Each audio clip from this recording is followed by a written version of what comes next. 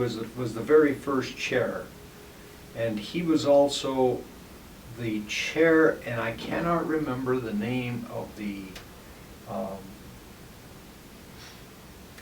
He was the chair of the Governor's Council here in Colorado, and that Governor's Council, that was just what people in the criminal justice field called it. It was the Governor's Council, and the Governor's Council gave money to various criminal justice agencies and individual people who worked in the in criminal justice in order to pursue education and to improve services. I don't know, you wouldn't remember, but well, at least I don't think you would because you're too young. But back in 1966, 67, 68, there was a federal statute that was enacted, and there was an agency, the Law Enforcement Assistance Administration was created, and that was created especially to improve criminal justice operations.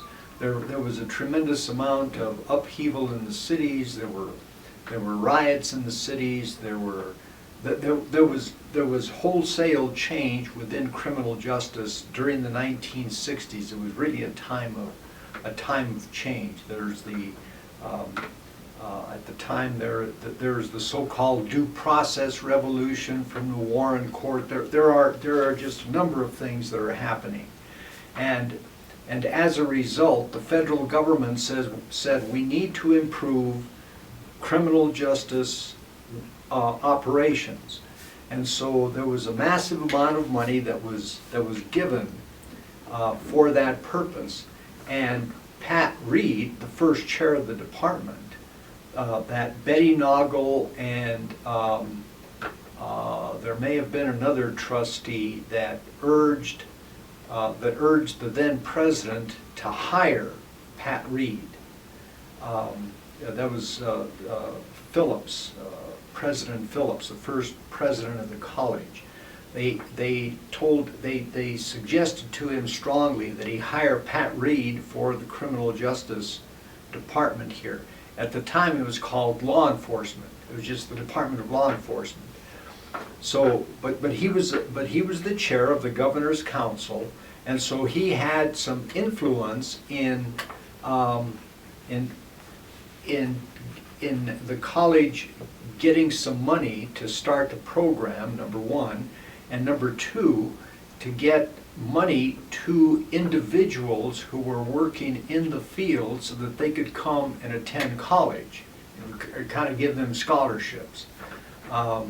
So that was fairly important, fairly significant in terms of getting the department off the ground and running.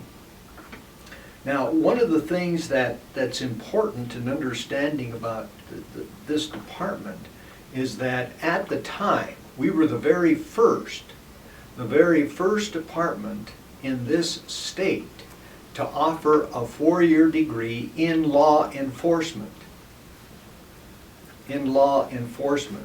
Arapahoe Community College, at the same time as we, opened its doors about the same time, 1965, 1966, but they only offered associate degrees, 2-year degrees. We were offering 2-year degrees and 4-year degrees.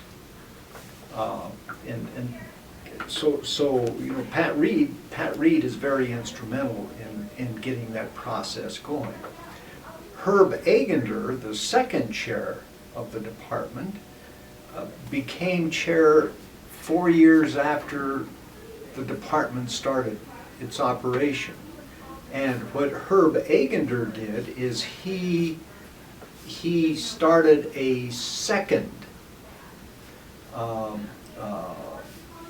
area of study. It was mostly law enforcement, but he brought in a corrections option.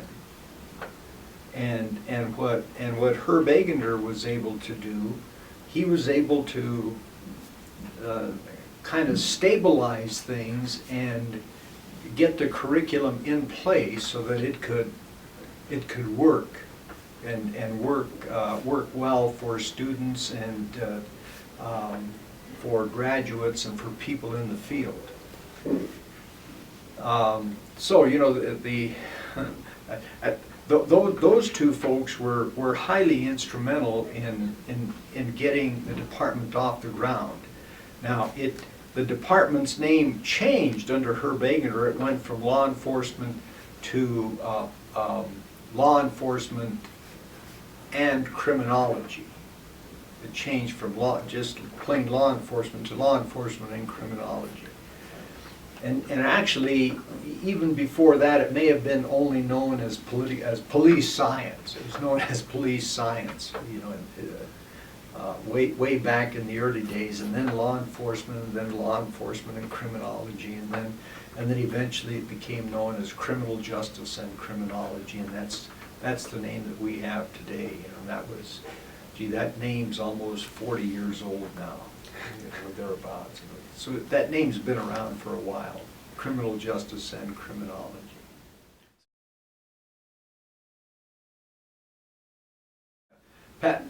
Pat Reed was a sociologist. As I said, he was at CU at the time, and he worked in probation for a long while. Mm-hmm. And Herb Egender, a retired military person, and he ran corrections programs in the military.